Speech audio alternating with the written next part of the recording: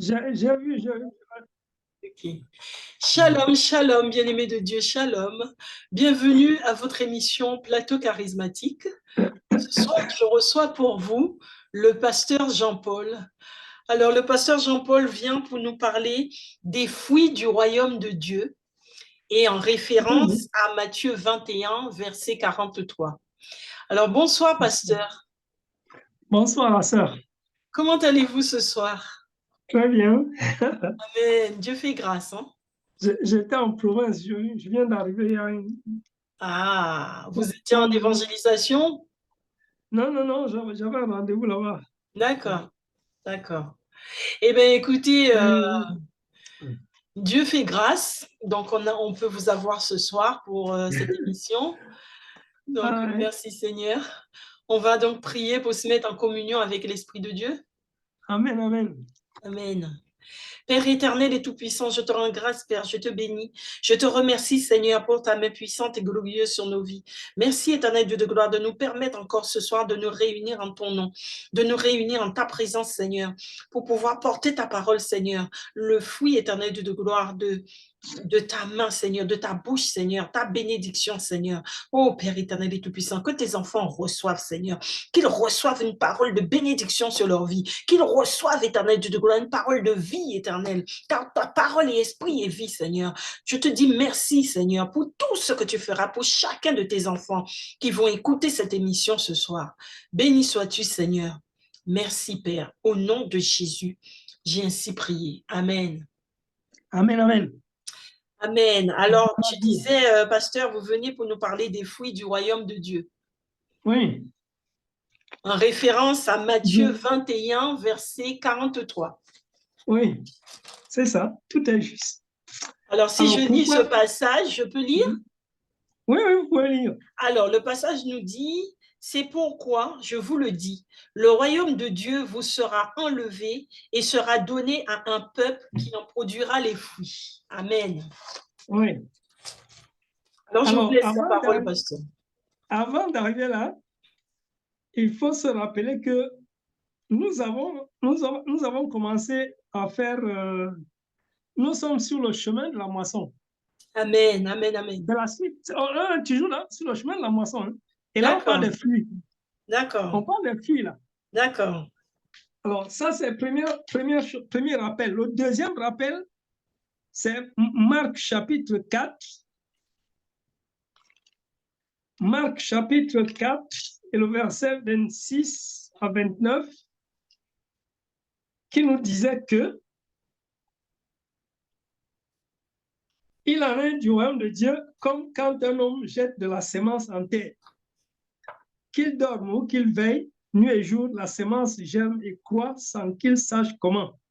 Amen. La terre produit d'elle-même d'abord l'herbe, puis l'épi, puis le grain tout formé dans l'épi. Et dès que le fruit est mûr, on y met la faucille, car la moisson est là. Le Mhm. fruit, c'est quand il est mûr que la moisson est là, quand le fruit est mûr. Quand le Hein? fruit est mûr, la moisson est là. Oui, c'est quand le fruit est mûr qu'on moissonne. Quand le fruit n'est pas encore mûr, on ne peut pas moissonner. C'est cela. Hein? La preuve, c'est que les oranges, quand elles ne sont pas mûres, bon, on ne les cueille pas. Les bananes, pareil. Mhm. Donc, il faut que le fruit soit mûr pour qu'on moissonne. Nous sommes sur le chemin de la moisson.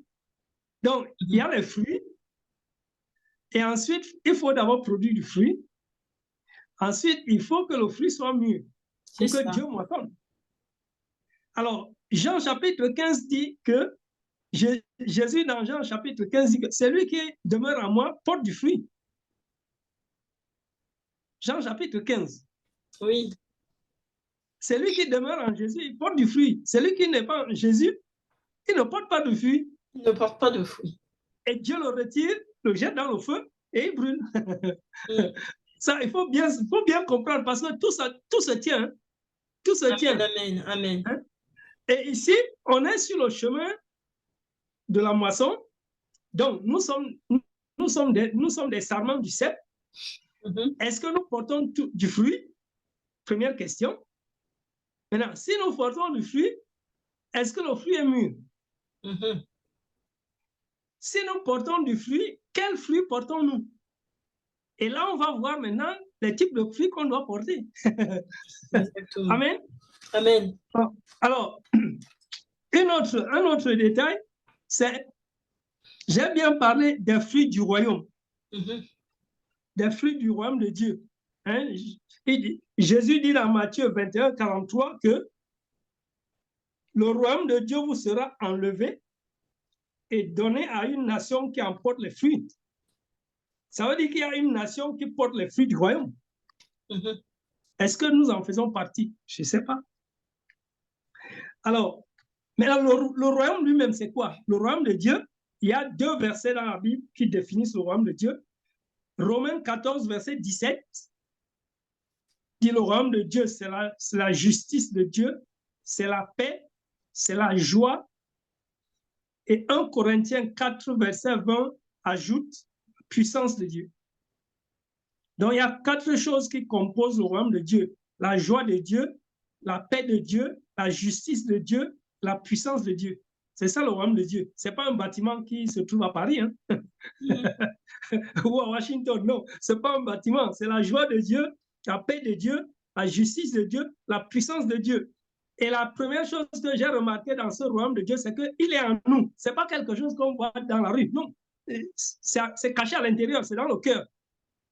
C'est dans le cœur de l'homme. Le royaume de Dieu, il est dans le cœur de l'homme. Et donc, ça veut dire que Dieu règne dans notre cœur. Voilà. Maintenant, quand le royaume de Dieu est dans ton cœur, il faut donc que tu produises les fruits du royaume. Quels sont les fruits du royaume? Alors, j'ai dit qu'il y a 4 choses. Il y a la justice de Dieu, la paix de Dieu, la joie de Dieu et la puissance de Dieu. Ça veut donc dire qu'il y a le fruit de la justice, il y a le fruit de la paix, il y a le fruit de la joie et il y a le fruit de la puissance. C'est comme ça. Hein? Il y a 4 composants, non? Chaque composant doit avoir son fruit.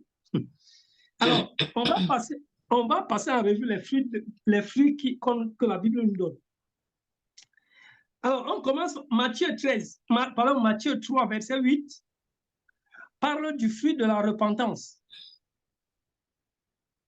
Le fruit de la repentance, c'est-à-dire que quand il y a repentance, quand tu te repens, il doit y avoir un fruit qui vient dans la suite. Alors, le premier fruit qui vient dans la suite, c'est qu'il y a de la joie dans le ciel. Parce que Dieu veut que tous les hommes parviennent à la repentance. Ça, c'est 2 Pierre chapitre 3, verset 9. Dieu veut que tous les hommes parviennent à la repentance. C'est-à-dire que, parce qu'il est dit dans Romains 3, dans Romains 6, dans Romains 3, pardon, que tous ont péché et sont privés de la gloire de Dieu. Donc, nous tous, on doit passer par la repentance. Et cette repentance est faite publiquement par le baptême. Le baptême dans l'eau. Le baptême dans l'eau, ça s'appelle le baptême de la repentance. Baptême de repentance. Et c'est ça que Dieu veut. Mm-hmm. Dieu veut que nous tous, on se repente et qu'on passe par les eaux du baptême. Là, on commence une vie nouvelle avec Dieu et avec son Fils. Donc, le fruit de la repentance, ça commence par ça, par la repentance, donc les eaux du baptême, et ensuite la joie qu'il y a dans le ciel. Et troisième chose que je note, c'est que lorsqu'on se repent, c'est qu'on reconnaît sa faute et on la confesse. Et on s'engage à ne plus commencer. Et le Proverbe chapitre 28, verset 13 dit quelque chose de très intéressant. Proverbe 28, 13. Il dit, celui qui cache ses transgressions ne prospère point, mais celui qui les avoue et les délaisse obtient miséricorde. Donc moi, je pense que ça fait partie du fruit de la repentance.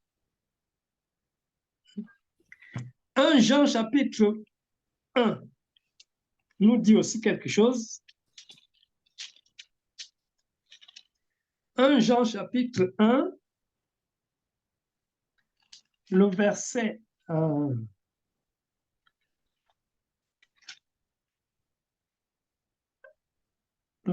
6.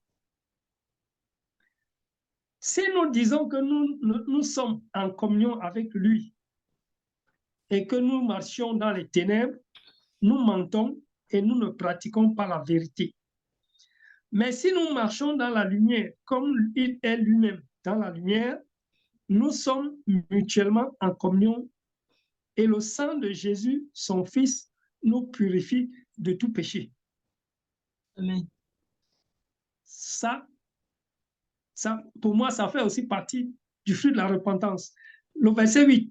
Si nous disons que nous n'avons pas de péché, nous nous séduisons nous-mêmes et la vérité n'est point en nous.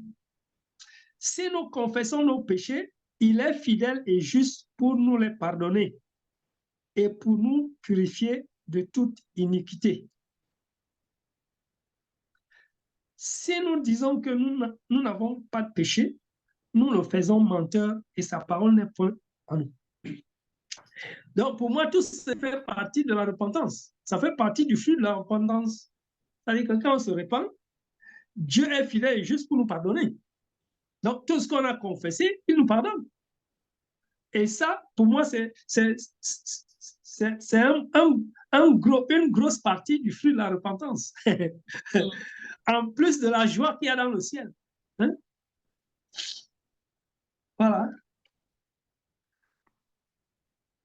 Amen, et amen. Puis, il y a qu'est-ce que je peux dire encore? Qu'est-ce que je peux dire encore là-dessus? Bon, continuons d'abord. On va voir si on peut, s'il faut que je revienne dessus, je reviendrai. Alors, nous sommes les sarments du cep. Donc, nous portons des fruits.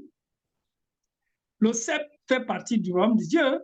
Le Seigneur, lui, c'est le royaume de Dieu, c'est lui le représentant. Et nous, on fait partie de lui. Donc, nous portons du fruit. En premier lieu, le fruit de la repentance. Alors, il y a un autre fruit qui est intéressant, c'est le fruit de l'esprit. Galates chapitre 5. Galates chapitre 5. Ça, il y a beaucoup de gens qui connaissent ce fruit-là. Hein? Galates chapitre 5, verset 22. Mais le fruit de l'esprit, c'est l'amour, la joie, la paix, la patience, la bonté, la bienveillance, la foi, la douceur, la maîtrise de soi. La loi n'est pas contre ces choses. Il y a 9 composantes. Le fruit de l'esprit, il a 9 composantes. Et parmi les 9 composantes, on voit la paix, qui fait partie du royaume de Dieu. On a vu la paix tout à l'heure. C'est une composante du royaume de Dieu. Donc, c'est normal qu'il fasse partie du fruit. Hein, parce que c'est, en fait, elle doit produire du fruit, mais elle-même fait déjà partie d'un fruit. Et comme elle fait partie du fruit de l'esprit, parce que c'est en fait, toutes les 4 composantes du royaume de Dieu proviennent du Saint-Esprit, parce que c'est le Saint-Esprit qui les apporte. Hein, ça, donc, ce sont des fruits qui découlent de l'Esprit de Dieu. Non. C'est l'Esprit de Dieu qui apporte ces fruits. Non, le royaume de Dieu est composé de 4 éléments. La joie de Dieu, la justice de Dieu, la paix de Dieu, la puissance de Dieu. 4 composantes. Et les 4 composantes, c'est le Saint-Esprit qui les apporte. Il les prend chez Dieu et il nous les apporte. Est-ce que vous comprenez? Le royaume de Dieu, j'ai commencé par vous dire qu'il est composé il a 4 composantes. Romains chapitre 14, verset 17. 1 Corinthiens chapitre 4, verset 20. Vous avez les 4 composantes. Et les 4 composantes, c'est le Saint-Esprit qui les amène en nous. Et il vient les mettre en nous. Il les prend chez Dieu Et il vient les mettre en nous. Donc la paix, la Maintenant, joie, la justice, et quoi déjà? et la puissance. Et la puissance. Oui, puissance de Dieu, joie de Dieu, justice de Dieu, paix de Dieu. Ce sont les caractéristiques de Dieu que le Saint-Esprit nous apporte. Et comme nous sommes les enfants de Dieu, nous devons avoir la nature de notre Père. C'est la nature de Dieu. La joie, la paix, la justice, la puissance. Ça fait partie de la nature de Dieu. Et donc le Saint-Esprit prend ça et il nous apporte ça. C'est pour ça que nous participons à la nature divine. 2 Pierre chapitre 1. Nous participons à la nature divine. Parce que le Saint-Esprit apporte les choses de Dieu et il les met en nous. Donc, je disais que le fruit de l'esprit, dans le fruit de l'esprit, il y a la paix. Mais la paix fait déjà partie des composantes du royaume de Dieu.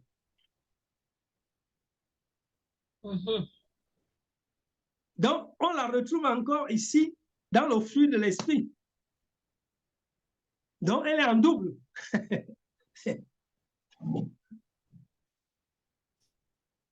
Et quand on voit le monde dans lequel on vit, on comprend que avoir la paix en double, c'est pas de trop.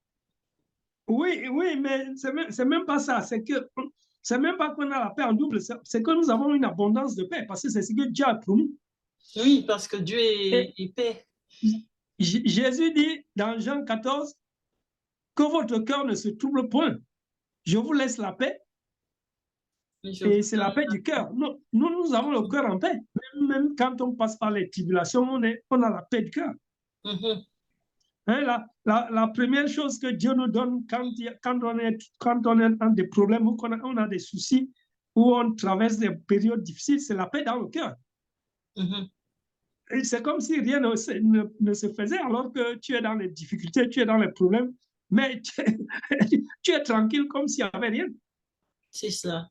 La paix de Dieu, c'est ça. On n'est pas emporté par les circonstances de la vie, non. On garde la paix de Dieu. Il y a la patience, il y a la bonté. Alors, la bonté fait partie d'un autre fruit qu'on va voir. Le fruit de l'esprit, qu'est-ce que je peux dire encore là-dessus? Oui. Il y a beaucoup. Alors, le fruit de l'esprit, on n'en parle presque pas. On n'en parle presque pas parce que les gens préfèrent parler des dons de l'esprit. Et en particulier, le don du parler en langue. Parce que le fruit de l'esprit, si tu as le fruit de l'esprit, personne ne peut discuter. Quand tu es bon, on ne peut pas nier que tu es bon. C'est ça. Hein? Quand tu es patient, on ne peut pas nier que tu es patient. Ça fait partie de ta nature. Quand tu as le fruit de l'esprit, ça fait partie de ta nature. C'est ça. Maintenant, regarde les dons spirituels. Les dons de l'esprit, on peut regarder ça. C'est dans 1 Corinthiens 12. Ici, on a les 9. Ici, le fruit de l'esprit, il a 9 composantes. Les dons du Saint-Esprit sont aussi 9. Alors, mais il y a un don particulier qui est le don du parler en langue, que les gens aiment beaucoup. Dans toutes les églises, on dit parlons en langue. On dit à tout le monde de parler, on veut que tout le monde parle en langue.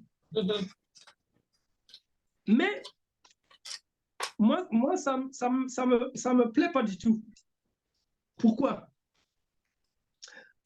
Parce que le don du parler en langue fait partie des 9 dons. Et les dons, c'est le Saint-Esprit qui les donne. Amen. Il donne à qui?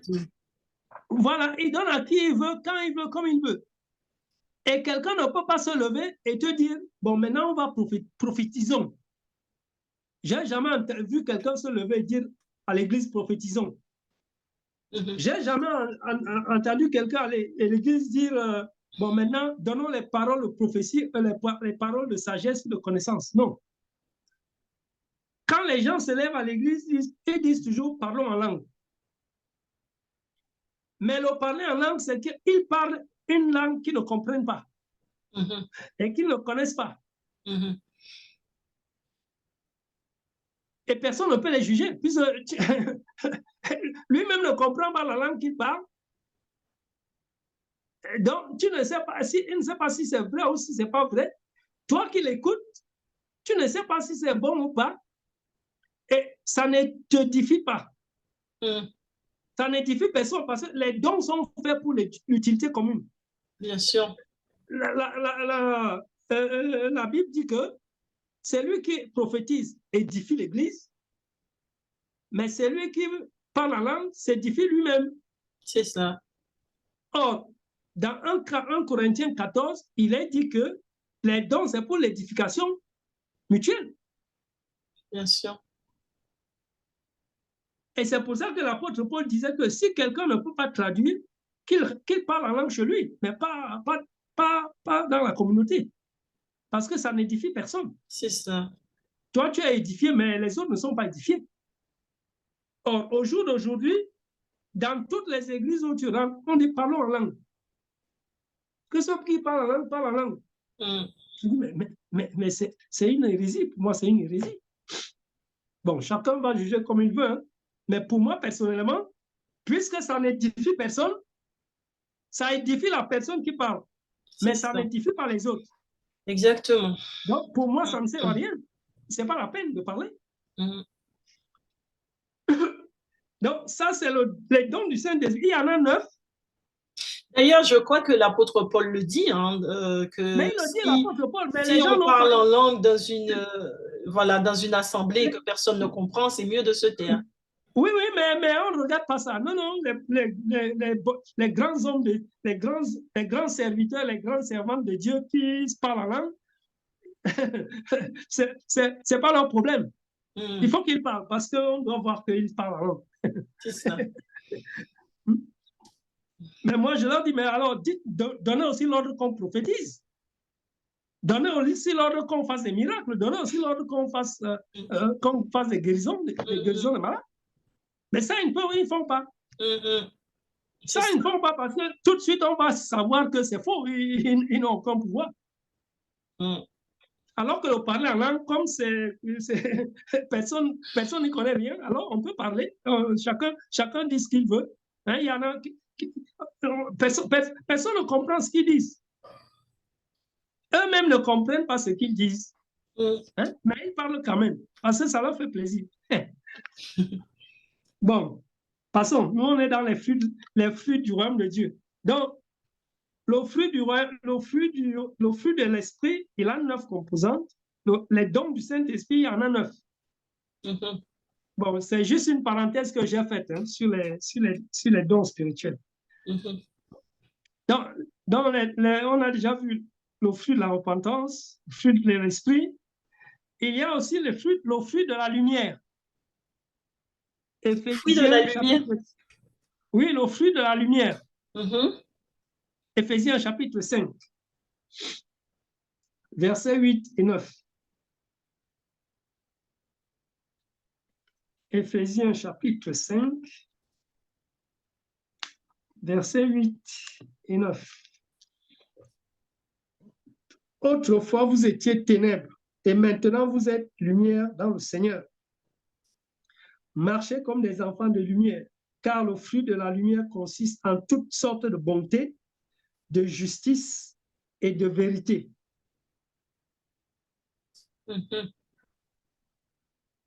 Bonté, justice et vérité. On retrouve ici la justice qui fait partie du royaume de Dieu. Et on a 2 choses nouvelles.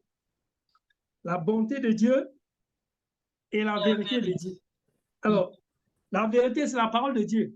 On va y revenir. On va d'abord voir la bonté. La bonté de Dieu nous pousse à la repentance. Ça, c'est Romains chapitre 2.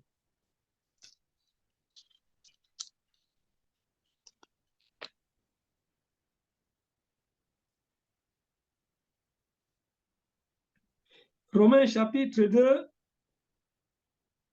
et les versets, on peut commencer au verset 2 à 4. Nous savons en effet que le jugement de Dieu contre ceux qui commettent de telles choses est selon la vérité. Et qu'il est fait. Et penses-tu aux hommes qui jugent ceux qui commettent de telles choses et qu'il est fait que tu échapperas au jugement de Dieu? Ou méprises-tu les richesses de sa bonté, de sa patience et de sa longanimité, ne reconnaissant pas que la bonté de Dieu te pousse à la repentance? La bonté de Dieu nous pousse à... Parce que quand on se rend compte que Dieu nous a pardonné à travers Jésus-Christ avant la fondation du monde. Ça nous dépasse à comprendre. Bien sûr. Ça nous dépasse à comprendre parce que nos parents, nos arrière-grands-parents, nos arrière-arrière, nos ancêtres n'étaient même pas encore nés, que Dieu, lui, nous avait déjà pardonné. C'est inimaginable. Le péché que toi, tu n'es même pas encore né. Et tu n'as pas encore péché. Et Dieu, lui, t'a déjà pardonné. Oui. Amen, amen. Oui, c'est énorme. C'est inimaginable. Alors, quand tu comprends ça, tu te repens tout simplement. Parce que tout ce que Dieu te demande, c'est de te repentir. C'est tout. Il ne te condamne pas, il ne te punit pas, il ne te dit pas, il ne te reproche pas d'avoir péché. Non. Il te pardonne seulement parce que lui, il t'a déjà pardonné depuis des millénaires. Amen, amen, amen. Amen.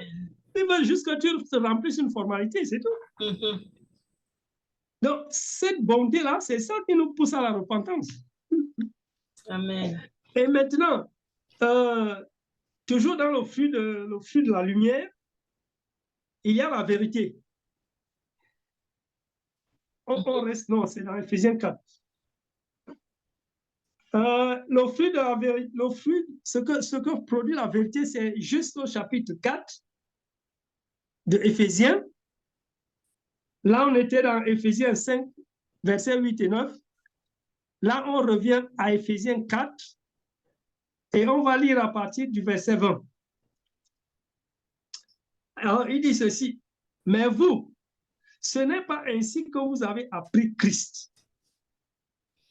C'est du moins, vous l'avez entendu, et si conformément à la vérité qui est en Christ, qui est en Jésus, pardon, c'est en lui que vous avez été instruits à vous dépouiller par rapport à votre vie passée, du vieil homme qui se corrompt par les convoitises trompeuses, à être renouvelé dans l'esprit de votre intelligence et à revêtir l'homme nouveau, créé selon Dieu, dans une justice et une sainteté que produit la vérité. » C'est-à-dire que la vérité produit la justice et la vérité produit la sainteté. Ça, c'est le fruit de la vérité. Enfin, les fruits de la vérité. La justice et la sainteté. Plus Jean 8, verset 31 et 32 qui dit, vous connaîtrez la vérité et la vérité vous rendra libre. Ça veut dire que la vérité a plusieurs fruits. Il y a la sainteté, il y a la justice et il y a la liberté. Amen. Amen, amen. Amen. Or, la justice, on l'a déjà vu, c'est une composante du royaume de Dieu. Eh bien, pasteur, on arrive donc à la fin de notre émission. Oh, Ça passe on n'a vite, pas hein? fini, on n'a pas fini de fuir, il y en a encore. Ah oui, le temps passe très, très vite. On ne s'en Il y rend a pas encore, compte, mais il y ça a encore passe le vite. flux il y a encore le flux de la sagesse. Oui. Il y a encore le flux de nos lèvres qui confessent le nom de Jésus. Hein? Il y a encore Mais, le flux de l'esclavage de Dieu, c'est-à-dire quand tu as été esclave du péché et que tu deviens esclave de la justice, tu portes un flux qui s'appelle la sanctification. Hein? d'accord. Ben, écoutez, je le note comme ça. La prochaine fois, on repart de là. Si vous voulez, oui. Donc, il y a tout ce flux-là qu'il faut porter. Et quand ils sont mûrs, alors il y a la moisson. Mhm. La moisson vient quand on porte ce fruit-là en abondance.